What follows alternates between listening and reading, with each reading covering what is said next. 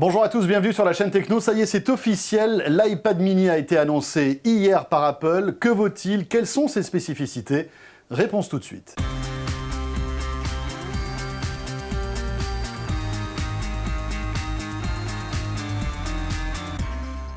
Avec Byster, le mobile sert à payer. Inscrivez-vous dès maintenant sur byster.fr et achetez sur Internet en toute sérénité. Un iPad mini et un iPad de 4e génération dont on va parler dans un instant. Mais d'abord, effectivement, l'iPad mini qui était très attendu. Alors François, à quoi ressemble-t-il? Eh bien, c'est un iPad, mais plus petit.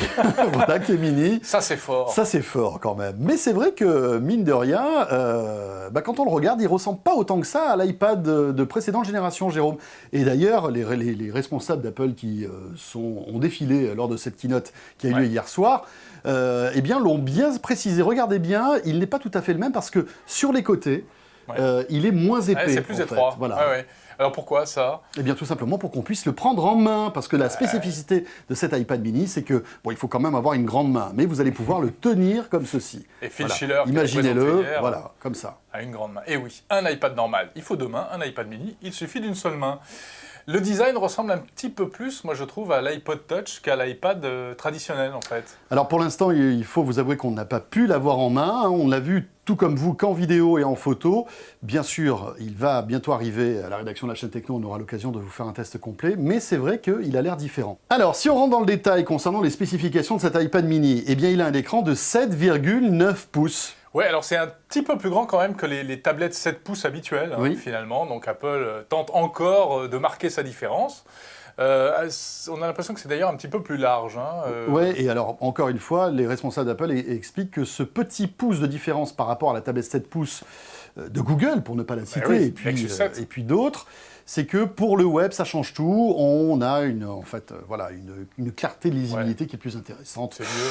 C'est du marketing, mieux, tout ça. Voilà. 30% plus intéressant. Voilà, et 44% plus sympa. Ouais, comme d'habitude. J'adore. Avec Apple, il y a toujours le petit pourcentage du truc. Voilà. Alors ça veut rien dire, on comprend pas trop, mais on dit que c'est bien. Voilà, il fait un petit peu plus de 7 mm d'épaisseur. Alors quand même, ils annoncent 50% plus léger que le nouvel iPad, mais c'est normal puisqu'il est plus petit.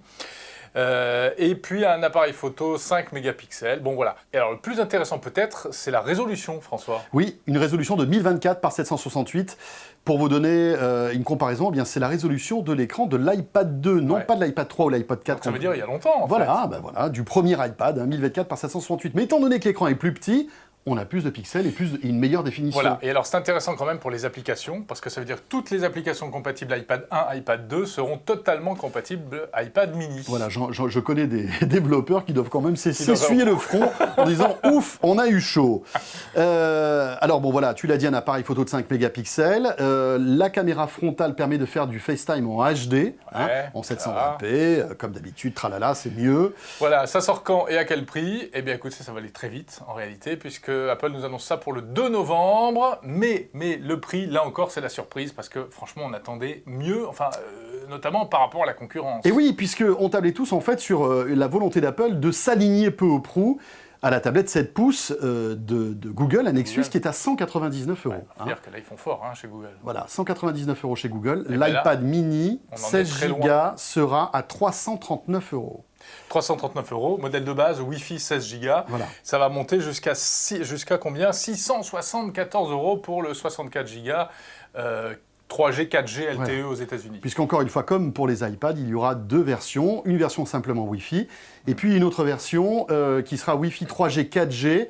Alors après, reste à savoir si ça sera compatible en France, mais visiblement non, puisqu'on peut imaginer que c'est la même puce qu'il y a dans l'iPhone 5. La chose, c'est que ce dont on a oublié de signaler, c'est qu'il existera en deux couleurs. Une couleur blanche à l'avant et grise à l'arrière, et puis une couleur noire qui a l'air superbe, qui ressemble un peu à l'iPod Touch noir que nous vous avons montré lors du test de l'iPod que nous avons réalisé il y a quelques jours. Il est vraiment superbe. Voilà, pour l'iPad mini, évidemment, on le dit encore, on aura l'occasion d'en reparler lorsqu'il sortira. Autre annonce, eh bien, un nouvel iPad, et alors ça, moi j'ai envie de dire, c'est la vraie surprise, parce que le nouvel iPad est sorti il y a à peine 7 mois, et Apple balance tout de suite une 4e génération. Oui, c'est bizarre parce que là, Apple casse son cycle, en fait, d'un an pour chaque nouveau produit. Alors, qu'est-ce qu'il a de plus, cet iPad 4 ? peu ou prou pas grand-chose, un processeur plus puissant. Ouais, voilà, le même design, exactement le même design que l'iPad 3. Nouvelle puce A6X, il sera LTE, et puis le nouveau connecteur. Voilà, alors, nouveau connecteur c'est Lightning. pour le nouveau connecteur, peut-être, une certaine cohérence. En fait, vous allez pouvoir choisir entre l'iPad avec le connecteur traditionnel et l'iPad avec le nouveau connecteur Lightning. Bon, voilà. À noter que, malgré tout, Apple reste aussi dans l'entrée de gamme avec l'iPad, puisque l'iPad 2 sera toujours disponible en version Wi-Fi et 3G pour 400 € à peu près. Et là encore, on se rend compte qu'Apple est très malin, puisque pour 400 €, donc quelques dizaines d'euros de plus que l'iPad mini, vous pourrez quand même avoir la grande taille d'écran de l'iPad, mais en version 2. Noël approche, évidemment. Un chiffre avant de terminer, un beau chiffre, il faut avouer, 100 millions d'iPads vendus depuis le lancement de ce produit, auquel tout le monde ne croyait pas au début, il y a 2 ans et demi. 100 millions d'iPads, voilà, c'est assez spectaculaire, il faut le souligner. Voilà, dernier mot concernant cette keynote. Alors, il y a eu évidemment plein de nouveautés en matière d'ordinateurs, de nouveaux Mac présentés.